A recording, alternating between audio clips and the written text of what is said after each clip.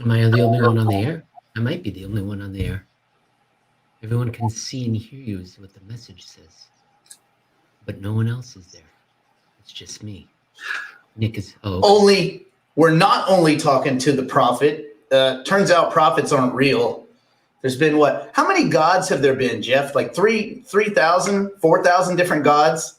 You're asking me that question? Do we have a catalog or encyclopedia we can turn to or something like that? We brought on Jeff and Emil to talk about religion. Got you 1-0, everybody. 1-0. Yeah. We're gonna dispense with the frivolities. We're gonna have fun today. It's gonna be kind of a cool macro discussion. We've got Jeff Snider from Alhambra Partners, the head of global research. Is that fair assessment, Jeff? Is that what we're supposed to refer to you as? Yeah, that's good enough. I mean, there's other adjectives and ad hominems you could probably use, but officially, yes, I guess that's my title. Can we just call you King Fed? No, God, no! Please don't. I forget who I was talking to, and maybe it was with Emil, and they always say, if you were the Fed chair, what would you do? I'd say immediately I would hang up the phone and go hide in an island somewhere. I'm going to go join Emil in the Caymans or something. Like I would go and hire a Fed chair. Okay, and Emil, what's going on, man? I just finished reading for this show that I do reading around macro, where I read somebody's interesting analysis, very often Jeff, but I did something about geopolitics by George Friedman. I did a piece by Daniel Oliver from Merriman King Capital about real rates and gold. And I just finished reading out loud Jeff's presentation to George Gammon in June. I think it was June, Jeff. And it was all about crypto, ghost money, ledgers, and the great bullion famine and the great Eurodollar famine. And it was fantastic, Jeff, fantastic. I can't wait to post it. And it dovetails so perfectly in what we want to talk about today. We don't mention George Gammon's name here because his secretary put me off 17 times for an interview. George does not exist to me. You are dead to me, George. Just kidding. I like George. No. George is awesome. Okay, let's go to our non-commercial break with zero sponsorship activity. And then we will be right back. And let's get into the guts of what now. I think that's the good theme for today. Like, what now? We will be right back.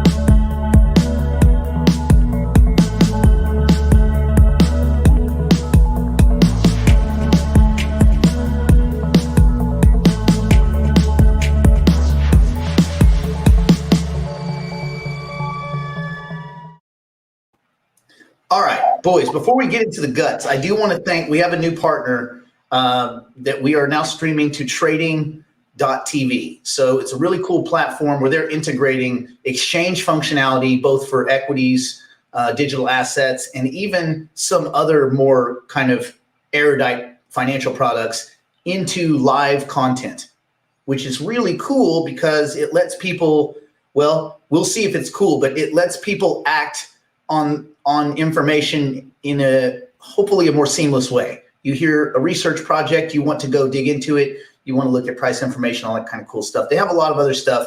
I'm certainly not doing them a service, but it should be interesting to see how that idea of an amalgamation of real-time trading and investment and information and live streaming all kind of melt together. So kind of cool. All right. So Jeff and Emil, I just got through. First of all, I listened to all your videos, and this week I got served them. I was telling Emil kind of in reverse order. And I kept coming back to, especially when you were talking about the vicious cycle and the virtuous cycle, which is, could you give us a quick breakdown of that, Jeff? And also, Emil, what pushed you guys? That's a very interesting cycle that I think maybe people should have been taught this, like May of last year. So that looking forward, a lot of these kind of supply and demand snafus would make more sense.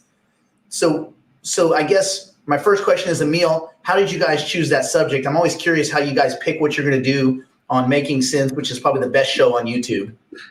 It's always a meal. We have hired porpoises, manatees. Now, if I remember, it was from South Park. Did you ever see this episode, Nick?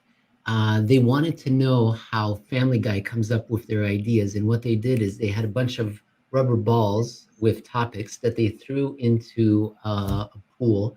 And the manatees kind of just randomly picked them out. And that's how Family Guy would come up with their shows. I use the exact same process. The manatees are very cheap. I pay them well below market rates. And also I add a little bit of context. I say, like, what haven't we covered recently? So Jeff will write about bank reserves, and I'll say, maybe we've covered that on the last show, the show before that, the one before that, and the one before that. But we the 5 dozen before that. Yeah. So Jeff, so does that mean, Jeff, that the manatee pay has exceeded the market clearing wage? Is that? Yeah, we do pay our animals market clearing wages because it's the only fair way to operate any business on a micro scale as well as a macro scale. The one exception is, unfortunately, Emil's assistant, who largely does most of the work, but gets none of the credit. We call that a co-producer.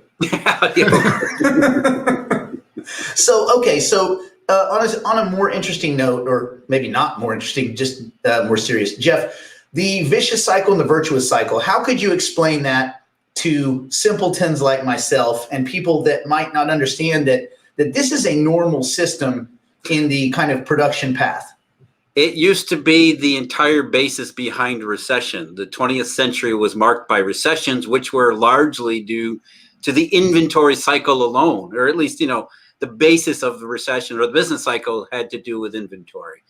What that really is that, look, businesses, we can't match perfectly end user demand with production. And so there has to be some level of, sort of a margin of safety of production of goods and the availability of goods throughout the supply chain.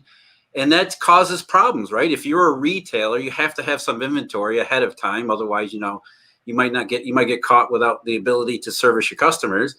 If suddenly demand goes soft, you're left with more inventory. Plus, you've got more inventory coming your way from the wholesalers who are buying it from producers. So you kind of have a really bad situation potentially, where if you think that demand is going to stay soft, not only do you have excess inventory now, again, you've got more inventory coming up the supply chain in your direction. So you have to make a judgment. Is this a soft patch? Is this some temporary problem? Do you think things will turn around? And if you start to believe that this softening in demand is maybe going to stick around a while, you have to start cutting back that inventory that's flowing up into your direction because you already have too much at your stores. It's expensive. It's cash intensive to hold inventory. So you call up your wholesaler and say, hey, slow down the inventory coming up in my direction. I can't sell it as fast as I used to. And then the wholesaler has to make a judgment. If you're not the only one calling the wholesaler, telling him to hold up, if he gets calls from all sorts of retailers, the wholesaler is probably going to call the factory or the factory in China and say, look, we're getting full with inventory here. We need to cut back on production. And so that's sort of the beginning of the vicious cycle where inventory starts to clog all of these supply channel levels. And it can lead to a situation where, retailers not just cutting back on inventory, maybe they're cutting back on hours worked. Wholesalers do the same thing. Producers do the same thing. And next thing you know, maybe that creates even less demand because workers are consumers, which, kicks off the real vicious cycle, which if it gets far enough leads to a situation where we're not just scaling back hours at retailers or in the factories, we're actually laying off workers, which is where this vicious cycle becomes the actual business cycle in the form of recession. So let me ask you this: so I see this as two, kind of the yin and yang, two halves of a big circle, where half of it is virtuous and it must necessarily lead into the vicious side. You kind of can't have a perpetual virtuous line, right, without money from somewhere, and money from somewhere is usually not real money, right? So could it be that, or is this a fair way to look at it, that during the end of the virtuous cycle, as it goes into the vicious cycle, is when things like the necessity or the anomaly of a euro dollar situation or if the ancillary could be cryptocurrency as solving a need as like a liquidity crunch. Is that like the fertile environment for kind of originating currency units out of thin air? Well, it can be. And the inventory cycle is one part of a much larger, more complex system. And so there's all sorts of ancillary factors that contribute to it, or feedback mechanisms that make it bigger, or actually, a negative feedback loop where it exhausts itself before it becomes too much of a thing. You think about a credit fueled demand boom, that's going to have a much larger, vicious cycle to it, because once the credit dries up, then it's not just about the inventory cycle, it's also about the lack of credit flowing through the economy. So the inventory cycle is actually amplified by a credit cycle. And so if those things all sync together, that's where you really have to watch out. But you're right, Nick, there is a yin and yang to it. And even in the business cycle itself, the other side of it is inventory restocking, which contributes to the virtuous circle of recovery. Because businesses, after having been depleted of inventory during the contraction, during the recession, at some point they think, well, that's, business is starting to bottom out, maybe even ticking up. I'm not just going to order goods that I need to sell at this low level. I'm going to start ordering so I can get my inventory back up. I'm going to start restocking supplies and things. And that creates an additional layer of demand on top of, gently recovering demand that creates the virtuous cycle, because then the producers have to hire back more workers, and that raises demand even more. And so you have the other side of the business cycle, which is recovery, largely predicated on this industrial restocking inventory. So, Emil, go ahead. Can I just real quick ask you, Emil, when you're looking at this in terms of where the euro dollar crises were, and you guys have them pegged to like exactly when they started, do you see that there's kind of a common thread where, like, okay, we're in, the first quarter of, say, the vicious cycle, we see doom coming. This usually is the predecessor, but, this foretells of another euro dollar quagmire? I don't think so. I think what we're experiencing right now, this inventory cycle, is a little bit different than what we've seen before, except maybe after 2008. And what I think the point of our show was that we're seeing heavy restocking, which would suggest, great, this is good news. We're bullish on the future because we're assuming the demand will be there. But in the show, what we talked about was that maybe this restocking is happening due to supply constraints. The producers, the wholesalers, the retailers want to have any product, a product, whatever, on their shelves, because they see what's happening around the world with the shortages, the supply chain snafus, the logistical snarls. So they're saying, let's order anything, everything. And so we see a surge in orders, which normally you would say, okay, good, the economy's coming back. All these guys believe in it. And if the demand will be there next year, then okay, great. But maybe they're not doing it because they believe in demand, but because they're so worried about the supply chains being broken. They just want to have anything that they can sell. Is it so, Jeff, in a situation like this where we may be getting bad information and the suppliers may be restocking on this assumption that there's an overall growth and an expansion in the economy, when that my contention is things have been bad pre-COVID, they're still bad, and people are just mostly on the aggregate looking at bad info, except apparently the bond market does suss this out. What's going on? Like, do you see indicators that the bond market agrees or disagrees with the theory that everything's great? Well, Nick, I think I'm gonna have to disagree with your characterization. Is there such a thing as bad info? There's only information, right? I mean, there's difficulties in interpreting good information. That's human nature, right? We're not perfect. We try to deal, and these are very complex systems. Something Emil talked about recently. It's very difficult to say this is exactly what's happening today, and X happens today, Y follows tomorrow. It's really that easy. And so, yeah, we have all of this conflicting information. I think a lot of it is conflicting, and so maybe that's what you're talking about with bad information. It's not so straightforward as maybe it should be. Like we should be able to see that, yes, this is an inventory restocking phenomena consistent with recovery and inflation, and things are going in the right direction. But instead, we get all these contrary signals that say, wait a minute, inventory is being restocked, or at least it's attempted being restocked, and it seems to be a little bit of a bubbly type behavior in the industrial part of some parts of the global economy. But yet there's all this other pessimism in money and markets that says, nah, there's something that's just wrong here. There's something that's off here. And so we're not getting a consistent interpretation of, say, economic data with market data. And it's how do we reconcile these differences in a way that actually makes sense? And that's really kind of what Emil and I wanted to talk about on the episode was, okay, let's look at the inventory data, the non-auto inventory data, because obviously with the automobile sector, the inventory is on the exact opposite side of the spectrum, which I think is clouding a lot of people's judgment too. Again, it's not bad data. It's how do we interpret the data?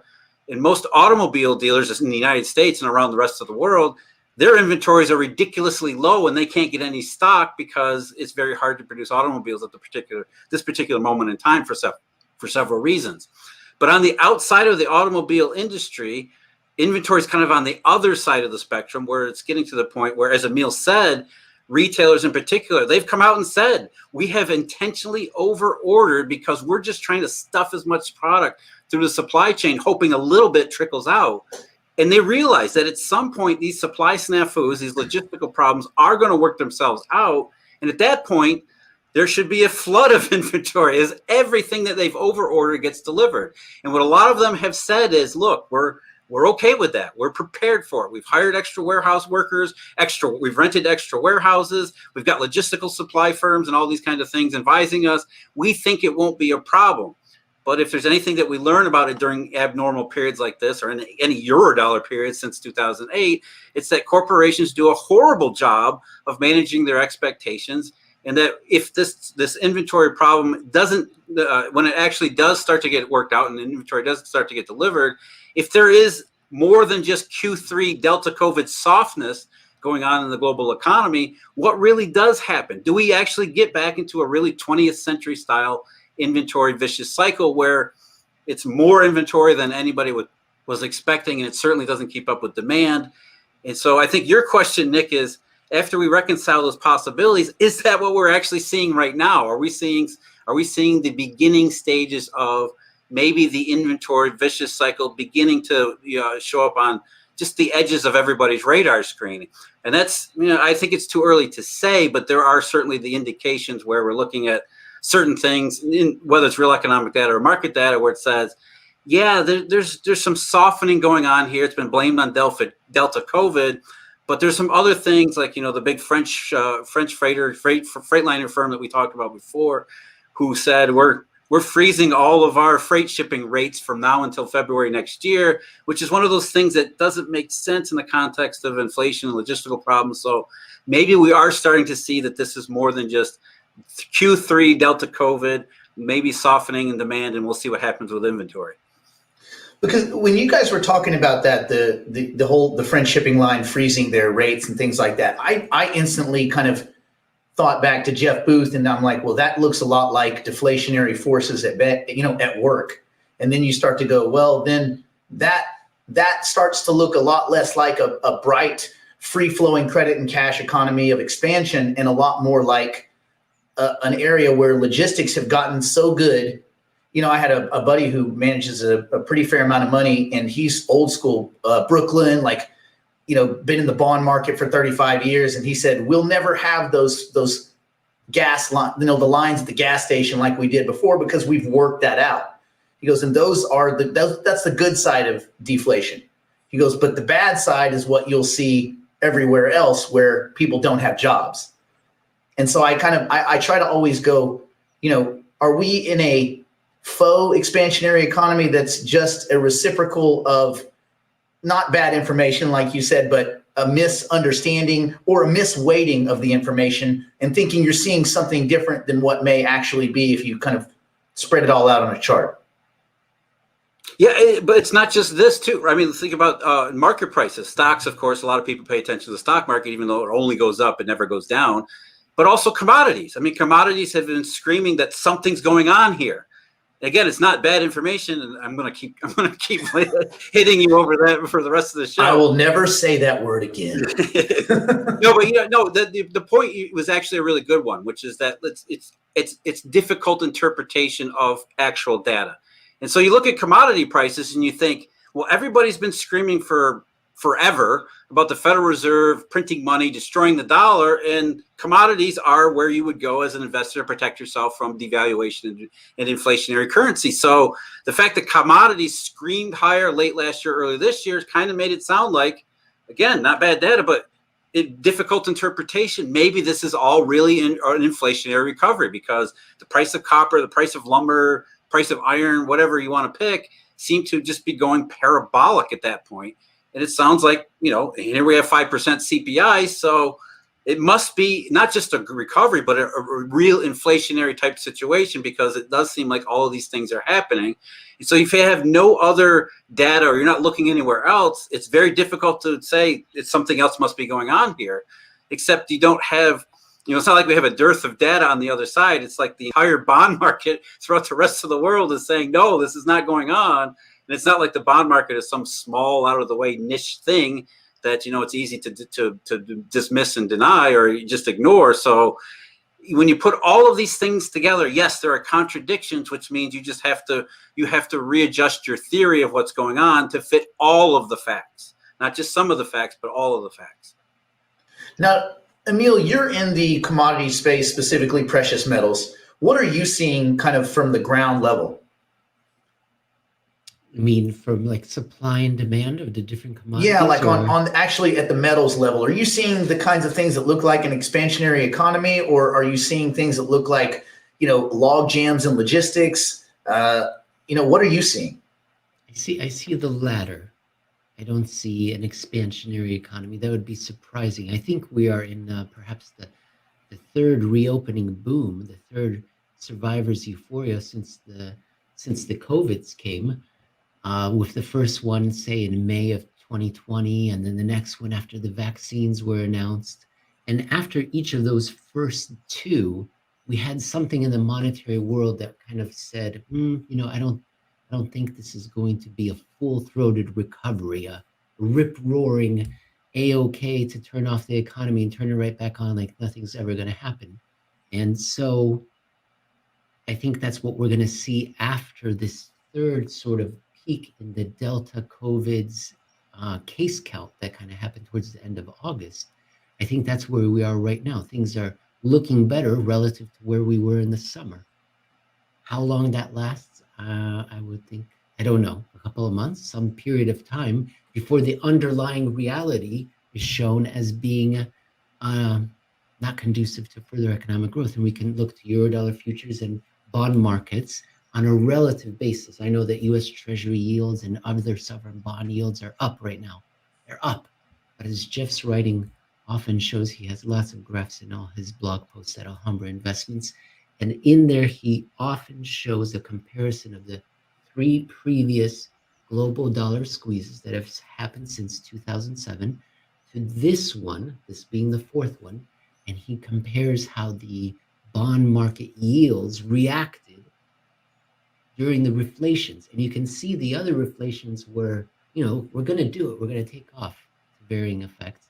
This one's been the most muted by far. So even though we have bond yields rising, so bond prices are falling, and suggests that maybe there's a recovery ahead, we've got to see it keep going and accelerating. We need a true bond rout to signal to us, hey, the economy is going to recover. And then also when it comes to commodities, China, what's happening in China right now, and the news in China has been mostly negative, right?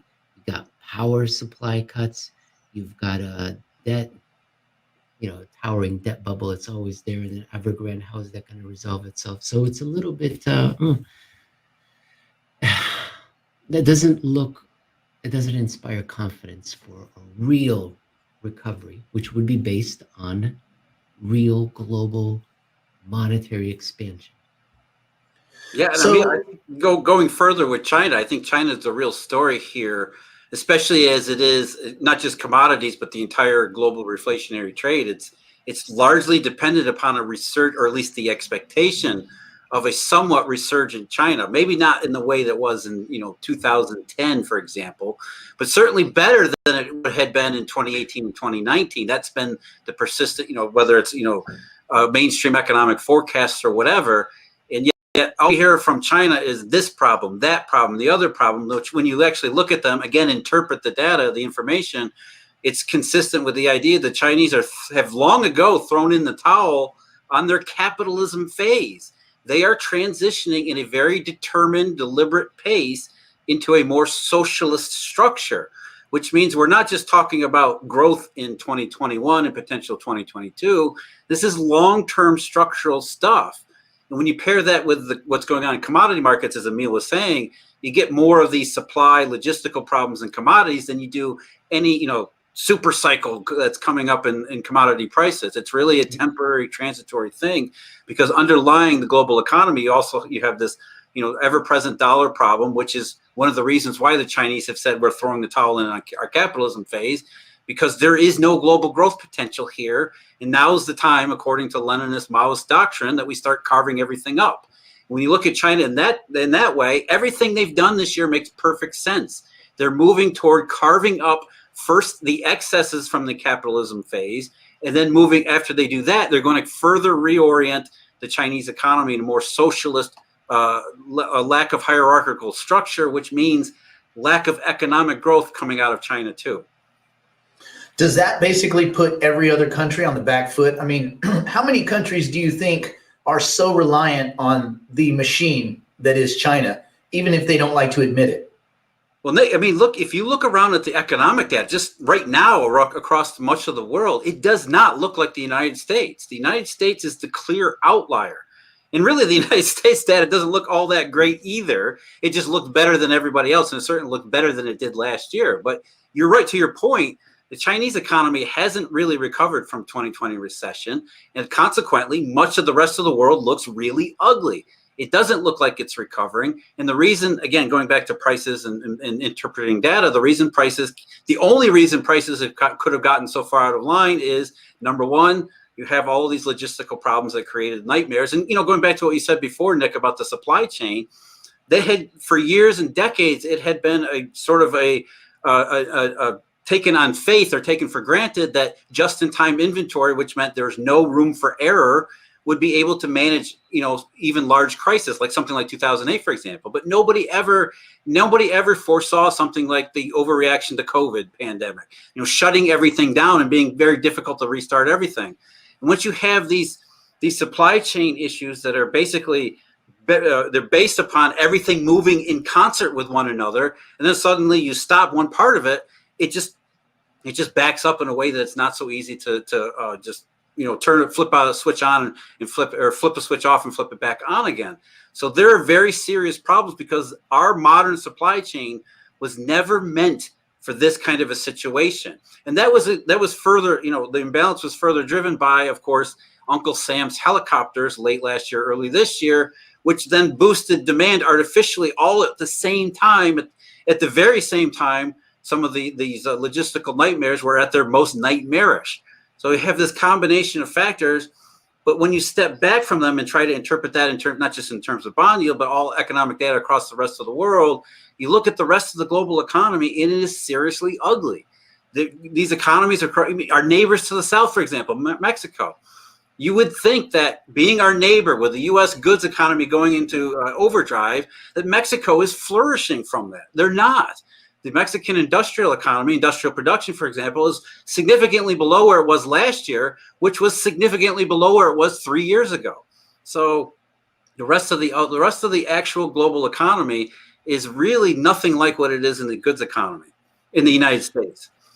Do we have a situation where I picture it like this old woman, say my grandmother, and she has circulation problems right now, and those are all these little kind of log jams and snafus and logistics that are a result of, let's say, the COVID shock or overreaction and underreaction in some places over another. So you have grandma, and she's not feeling well, and we're just forcing her onto a running machine and turning it at 10 and saying, good luck.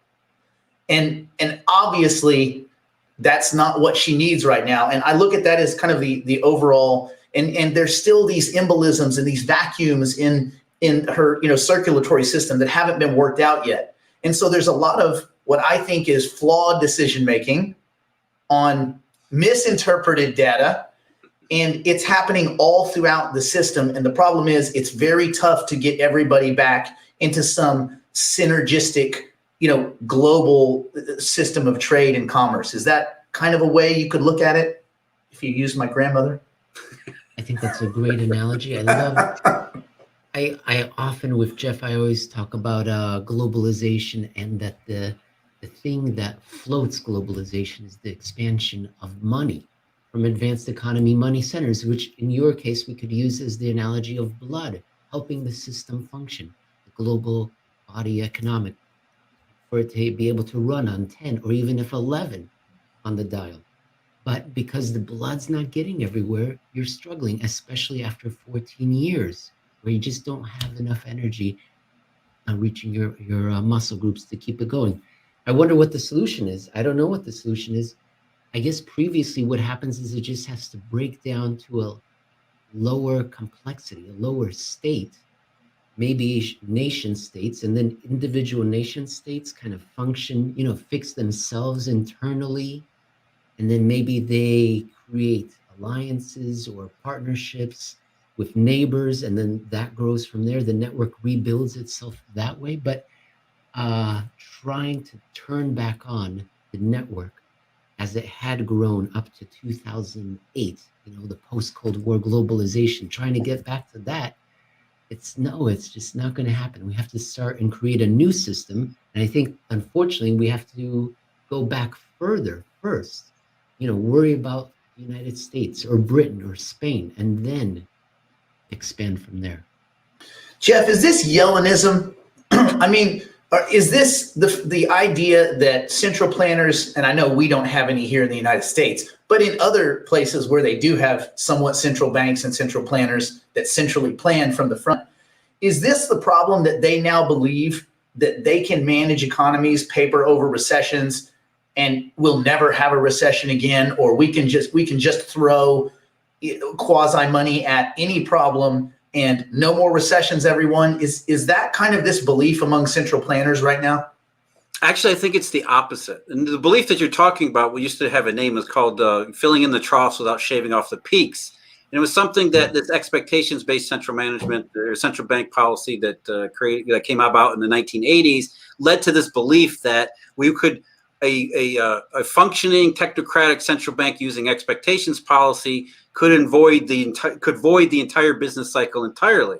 That was in the late 1980s, early 1990s. Then throughout the quote unquote great moderation, it came to be believed that yes, Alan Greenspan, through his beautiful manipulation of federal funds that is largely irrelevant and worthless, had managed to not maybe completely abolish the business cycle, because there was that little dot-com recession in 2001, but had made recession so mild that we barely even noticed that they'd happened. So maybe they didn't get rid of the entire business cycle, but they had shoved them down to so small that maybe it didn't even matter.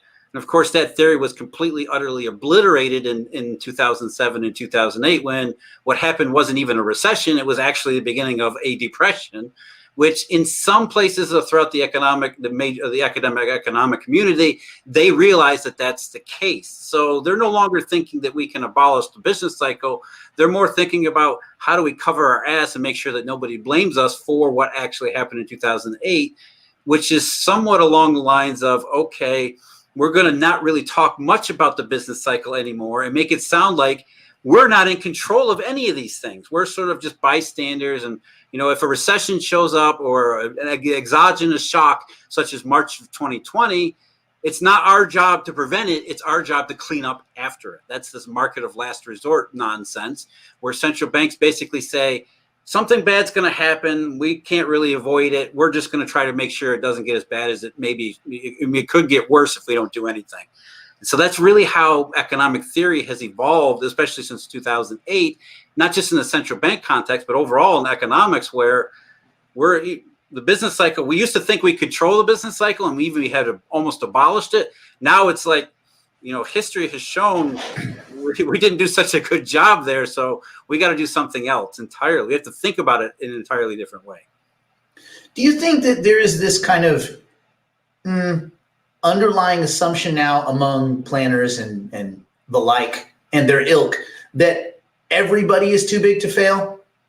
That there is, it used to be, well, it's big banks and, these, what do they call them? Fallen eagles or some ridiculous term or things like, we can't let them, is there just, yeah, I mean, when a company that was incredibly important to the United States, to the welfare of the people, would fall into, below, triple B and become junk or something like that. Is there this assumption now that just basically anybody is too big to fail, and so we should just bail out? Because I feel like every awful business is supported these days. No one's allowed to go bankrupt, in the same way that we're not allowed to really have a recession. And it just feels like if you don't let anyone fail, this is so far from an efficient system.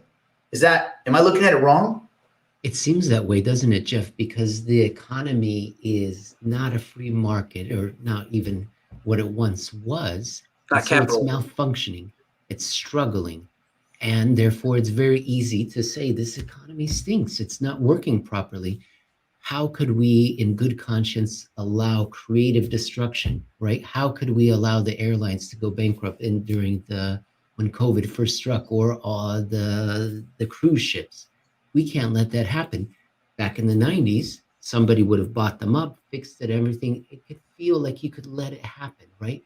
But now the economy is not working. So no, you can't let someone come in and fix things, because you don't know if it would be fixed. You would just have a surge in unemployment.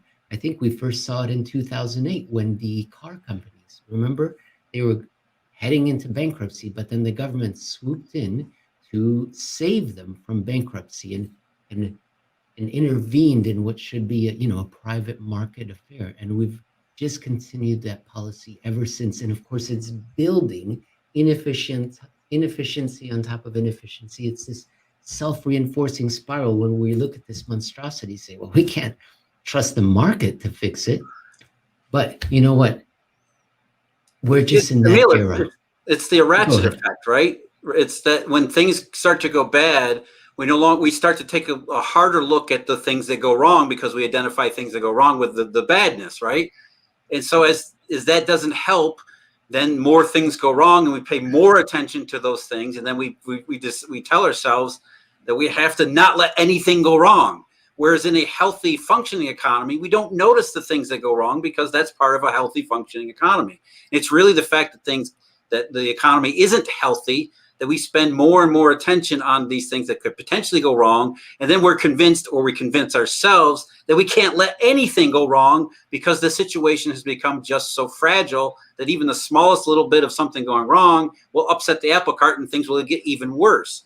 It's part and parcel of human nature, as well as this is kind of how complex systems reduce themselves as well. But there's another part of this too. Nick, you talked about failure too big to fail. That's only the stuff that we can see. The things that trade on a market, for example, or junk bonds in 2020. There's a whole other part of the financial monetary system that we don't see, that has not just failed, it continuously fails, and nobody cares about it. And that's really what lending, pure lending, loans from the banking system used to be. That was the point of lending, was that intermediating between monetary resources and financial resources and economic needs, not just because Google or Apple wants to buy back shares, so we're gonna lend to Google and Apple, but we're gonna lend money to mom and pop because they represent a legitimate business opportunity. And so that kind of illiquid situation in the Eurodollar system from 2007 has essentially robbed not just the U.S. economy, but the global economy of its lending capacities, and therefore its intermediation capacities. So while we're so focused on the junk bond market maybe we can't allow any failures in the junk bond market, this entire part of the global economy has been left to fail for more than 14 years now. And we don't recognize it, because none of that stuff ever trades on a market. And we've been conditioned to believe that if it doesn't trade on a market, it doesn't exist. And that's part of what we do a lot of, is try to identify and highlight the fact that we're leaving a huge part of the global economic marketplace out of our, again, it's not bad information. It's misinterpreting what's really going on. And so the too big to fail really has only applied to a smaller, narrower segment, when the actual failure has actually happened for a prolonged period throughout a big part of what used to be counted on for global economic growth and acceleration and contributing to social advancement. So, so that kind of dovetails with kind of where I want to go next, which is, okay, money creation. So, which has led to a lot of these problems, or a lack of money creation. There was something you said a few weeks ago, you and Emil were talking, and you had basically said that when the broker dealers step back, then economies basically, they become anemic. They start to, I mean, to me, they are the first, and they're the real central planners, aren't they?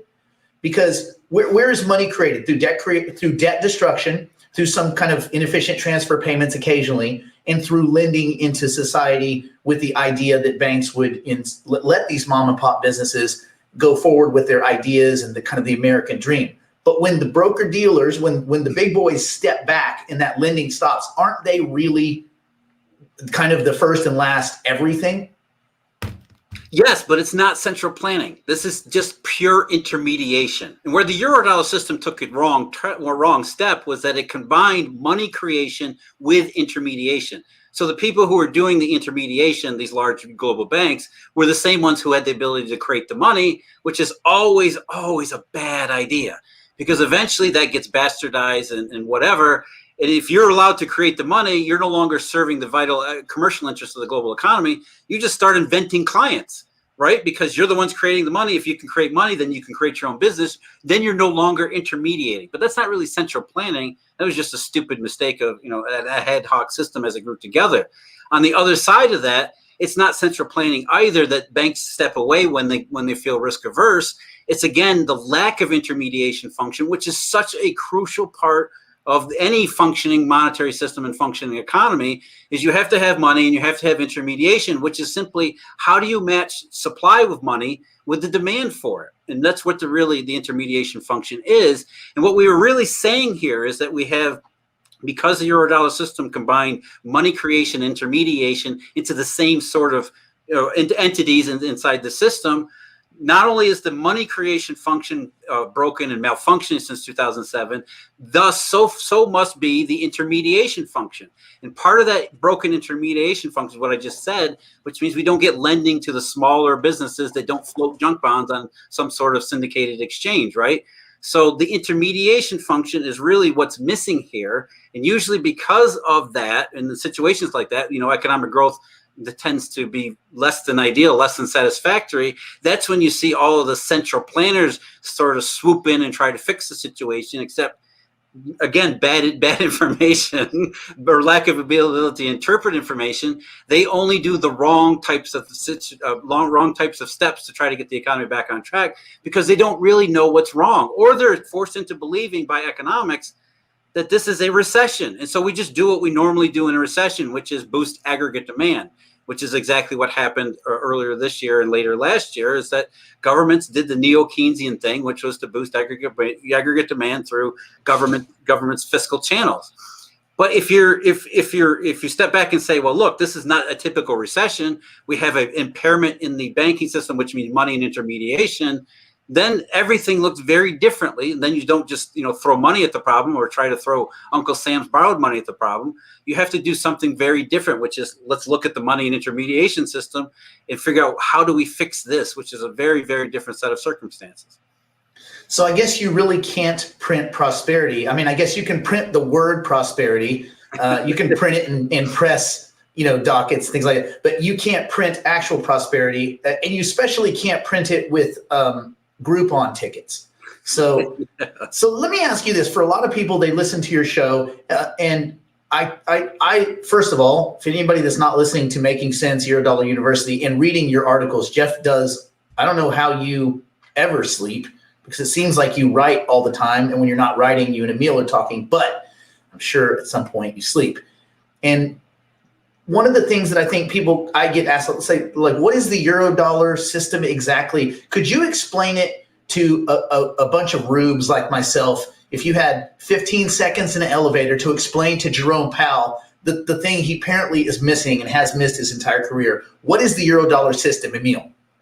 No, I'm gonna ask Jeff to do it, but I want Jeff to bring in the Great Bullion Famine and the Eurodollar famine. So I mean, kind of like it's there, Jeff. It's like we've been here before. This has happened before. Humans have created the Eurodollar system before. We've been confronted with money shortages before, and this is just the most recent edition of it. Well, to take your first question, Nick, what is the Eurodollar system? To put it really briefly, not get into all its various complications and formats. Essentially, what is actually money in this system? It's not physical Federal Reserve notes. It's not bullion. It's something else. It's bank liabilities. And what do we mean by bank liabilities? And it's simply, Emil and I are two financial entities. We want to do some business together in a paper-based system, or I think the monetary system most people have in mind when they think of a currency system.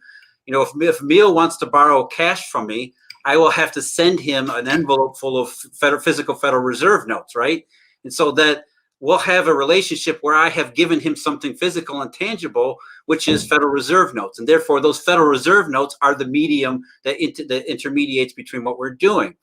What the Eurodollar system did was essentially say, no, we don't want to wait for cash to be transported across oceans. We want to be able to pick up the phone and instantaneously undertake these kind of financial and monetary transactions. So Emil and I will do the same type of lending arrangement, except I won't send him a package of actual physical Federal Reserve notes. I'll just get out my ledger and write down, Emil owes me $5. And Emil will get out his ledger and says, yes, I owe Jeff $5. That's essentially the Eurodollar system. It's a system of ledgers where the banks that operate in this ledger system simply say, I owe you this amount of money, you owe me this amount of money. And we never actually settle for physical currency because we don't need to. It's just, Emil wants to repay me some of money. We get out our ledgers, we tick off numbers. It's all just a system of bank liabilities and bank assets that get traded all over the world by this Eurodollar banking cohort, which, so long as everybody agrees at the end of the day, your number matches my number, however that transaction is structured, that's the essence of this virtual ledger money system.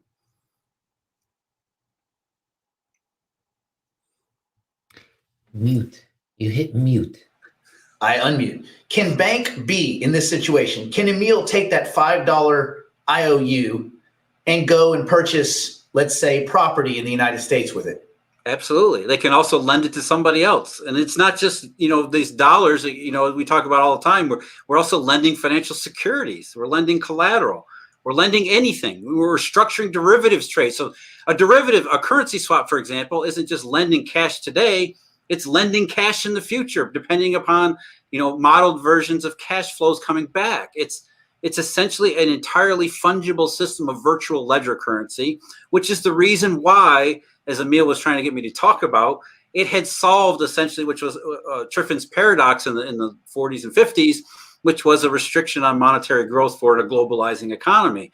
Essentially, there was not enough. Well, there was enough gold, but it wasn't distributed widely enough that it created these monetary bottlenecks, which, if they had been allowed to be the end of the story, then we never would have had a globalized economy to begin with.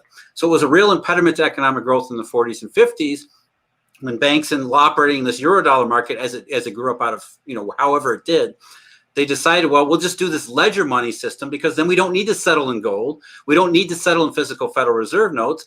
We just need to settle between banks operating in the system. And we just settle based on, because of innovation in communications technology, we can just pick up the phone and talk to each other and settle virtually across even a computer network, as became the case. So the ledger money of the Eurodollar system solved a tight money Triffin's paradox, which, the gold exchange under Bretton Woods, which is another historical example of what commercial and bank and monetary agents will do when confronted with a structural systemic monetary shortage. They'll make do. They'll figure out other ways to do this. And a ledger money, in many ways, is an elegant solution to that problem, because it's really kind of simple. So long as we're operating on the same ledger and doing basically the same things, you don't really need another medium of exchange in between what we're doing, because the ledger itself becomes that medium of exchange. So does cryptocurrency, in a sense, look like another iteration of the Eurodollar system?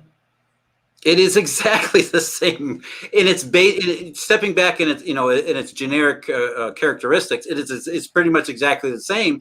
Because what is cryptocurrency except a decentralized ledger, which is really what the Eurodollar system was a decentralized ledger, but it wasn't widely decentralized. It was decentralized among the banking system. So I say all the time, I can't just go to the Cayman Islands with Emil and say we're a Eurodollar bank. So let's start lending and buying money. We have to take some steps to become part of the club.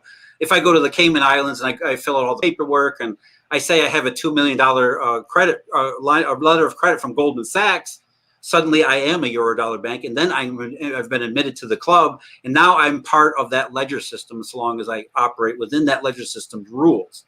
So crypto is it's pretty much the same thing, where the ledger isn't narrow. It's more widely distributed, more decentralized. And I think what makes it even more superior is the fact that it's more transparent. We don't have to wonder what all these Eurodollar banks are doing with their ledger because they're the secret gatekeepers to the ledger. We can see it on the blockchain everywhere. Everybody can see it.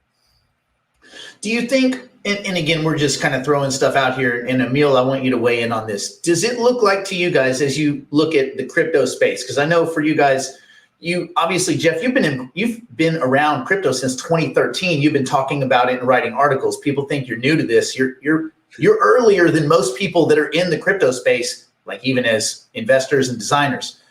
But do you and Emil, do you guys see that this is an extension of the Eurodollar system because people were worried about this kind of nebulous, dark, murky, shadowy banking system? Or is it another forced situation where necessity breeds invention? There still was a lack of liquidity. There still was a lack of cash availability.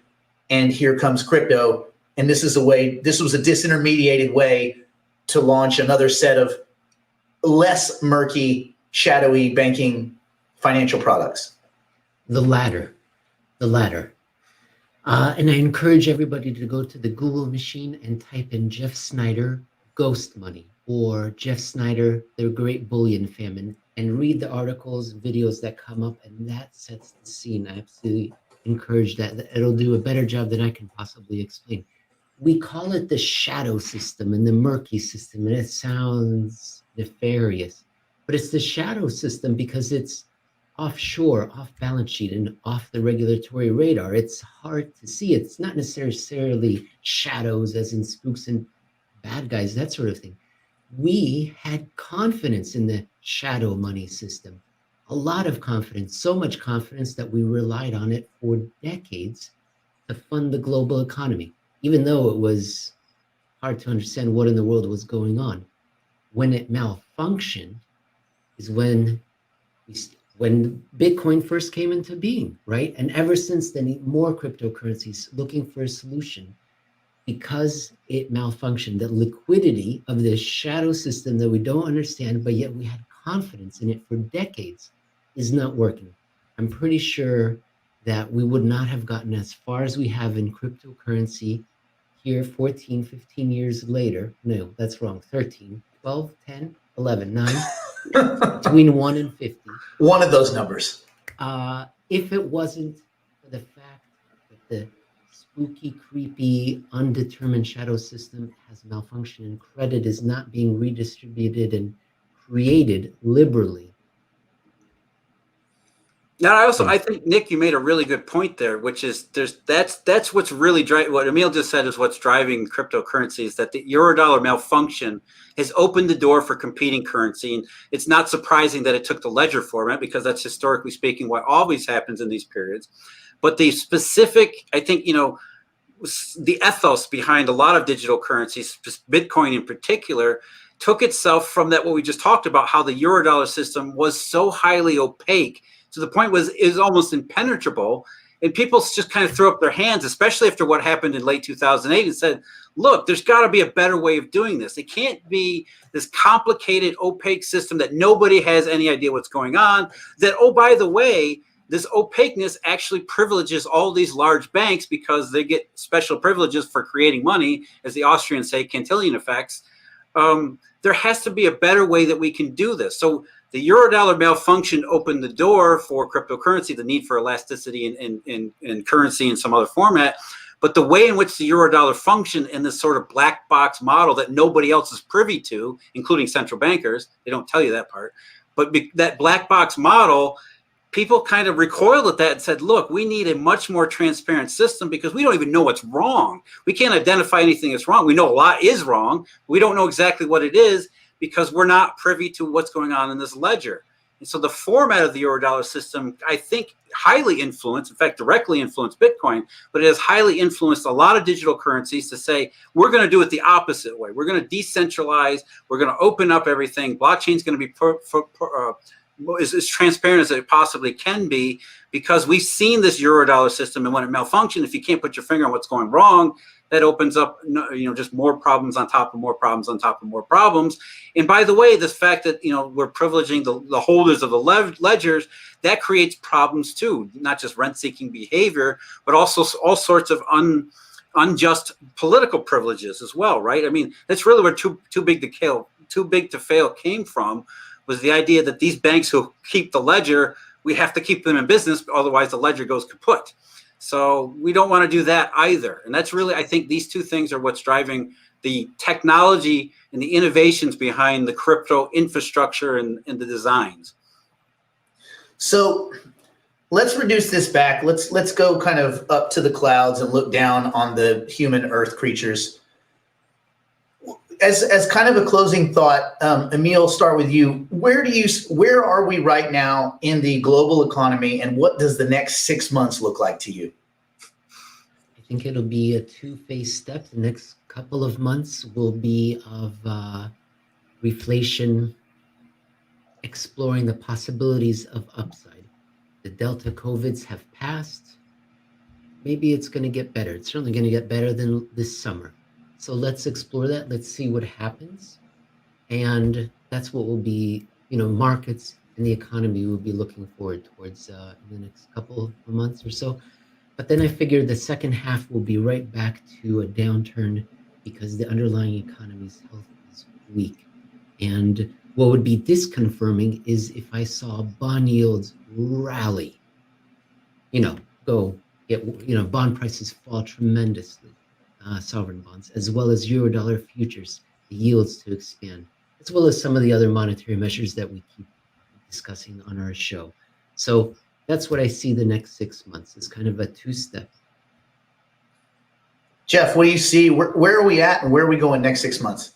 Yeah, I'm with Emil, and I think that the inventory cycle that we started out talking about is a big part of what determines what once we get past this initial or this latest burst of optimism and reflation, if you want to call it that, the inventory, how companies are actually able to manage this inventory flood or potential flood, I think will determine a lot about what next year really does look like, at least in the beginning part, as well as all of these artificialities that were front loaded into the beginning part of 2021, they begin to fade more and more and more, sort of revealing the real state of the underlying system where we have much better information than the bad information of the early part of the year. We get better information next year, and maybe we have less misinterpretations of what's actually going on.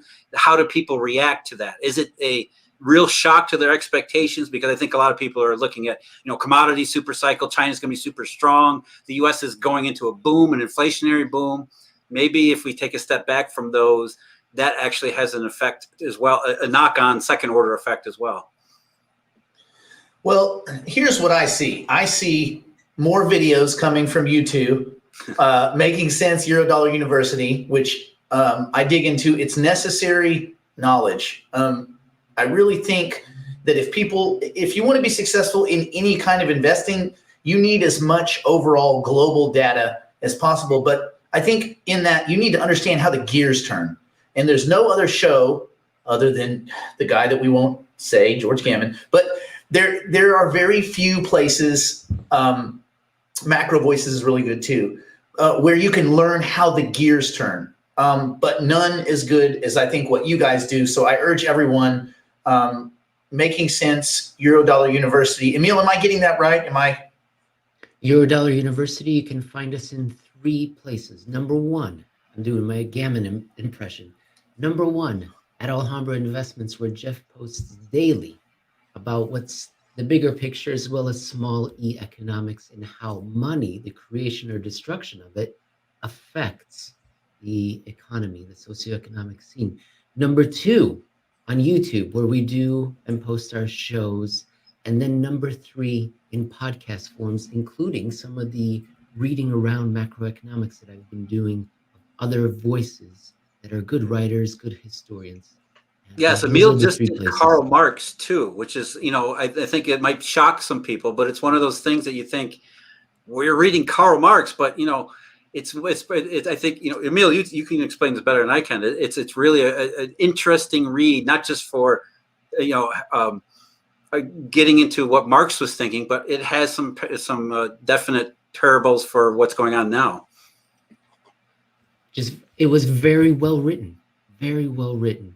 I disagreed at the end. I said, this doesn't quite fit with my worldview. Here's what I think. I'm interested to hear what you, dear audience, have to say. Leave the comments and notes and on the YouTube. But it was so well written that I thought, you know what? Hey, why not read it out loud? I'm just trying to bring various good writers, whether or not I agree with them or not, to the audience. So there might actually be some gems in that bathwater. What? Oh, yeah. Yes, there are. It's a common mistake a lot of people make. Keynes is another one. You think, I disagree with Keynesianism, therefore I'm never going to read a thing by Keynes because why would I waste my time? Yes. And Marx is the same way. Marxism is some of the most evil that human imagination has ever conceived, but yet it doesn't mean that everything that Marx wrote is not helpful. There are some things, his critiques of capitalism, for example, line up pretty well with where we are in the world today. And if you're at least just want to understand how to refute this growing trend towards socialism, you at least have to understand where the socialists are coming from. And so, don't just ignore Karl Marx because what was done in his name was utter evil in the 20th century. Anything that hundreds of millions of people have read is probably worth reading, if no other reason than just to not be one of the people that didn't read it. Being left out. I want to thank you guys so much. I know you guys are incredibly busy, but we definitely value the crypto and coffee community really values not only the stuff you do outside of here, but when you guys can get together with us. So I'm going to continue to email you guys and beg you to come back on as soon as possible because this is how we learn stuff. I will put in a strongly worded note to George Gammon to get his order and get you on his show. Well, maybe he'll join us one of these days. Anyway, stay out of trouble, stay in school. Don't do anything my poor insolvent drunk, strung on meth grandmother wouldn't do. Thank you, everybody that managed to stick it out. I think this was great, and we will do it again soon.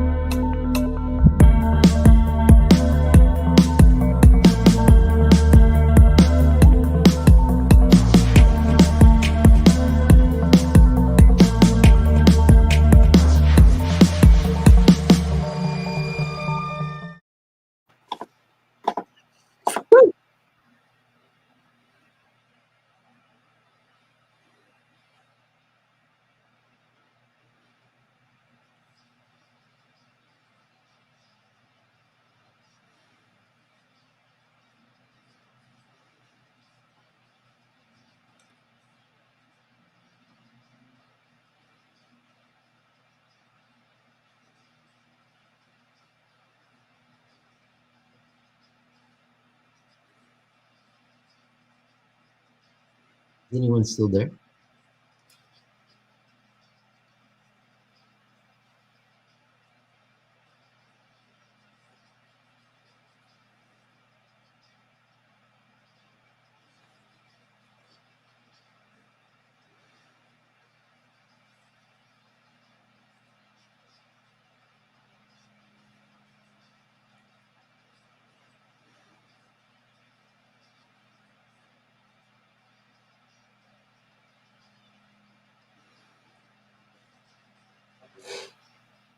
Hello?